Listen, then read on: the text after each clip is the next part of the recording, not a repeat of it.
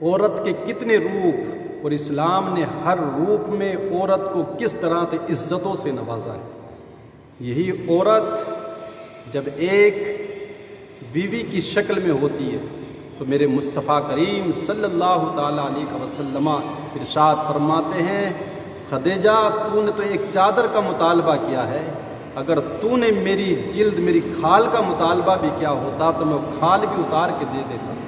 یہ میاں بیوی کا پیار اسلام نے سکھایا ہے، بانی اسلام نے سکھایا ہے۔ اور یہی عورت جب ایک بیٹی کے روپ میں آتی ہے تو حضور علیہ الصلاۃ والتسلیم نہ صرف استقبال کے لیے کھڑے ہو جاتے ہیں، سفر میں جاتے ہیں تو سب سے لاسٹ میں حضرت فاطمہ سے ملتے ہیں، سفر سے آتے ہیں تو سب سے پہلے ملاقات حضرت فاطمہ سے ہوتی ہے، اور پھر ارشاد فرماتے ہیں فاطمہ میرے جگر کا ٹکڑا ہے۔ اس وقت میں جب اہل عرب بیٹیوں کو زندہ دبا رہے تھے، یہ جملہ کہنا بھی کوئی جہاد سے کم نہیں تھا۔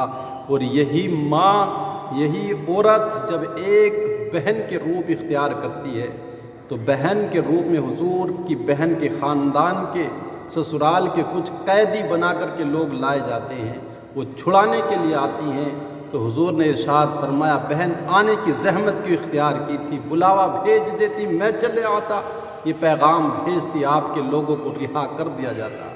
اور یہی عورت جب ایک ماں کا روپ اختیار کرتی ہے تو جنت اس کے قدموں میں ڈال دی جاتی ہے، اور ایک تاریخ نے دل گداز صدا بھی محفوظ کی۔ حضور ارشاد فرماتے ہیں صحابہ کاش آج میری ماں زندہ ہوتی، وہ میں نماز عشاء پڑھا رہا تھا، سورہ فاتحہ کی تلاوت ہو رہی ہوتی اور وہ ابنی محمد کہہ کے پکارتی تو میں نماز چھوڑتا، پہلے ماں کی خدمت میں حاضر ہو کر ان کا حکم سنتا۔ یہ عورت کا مقام اسلام نے دیا۔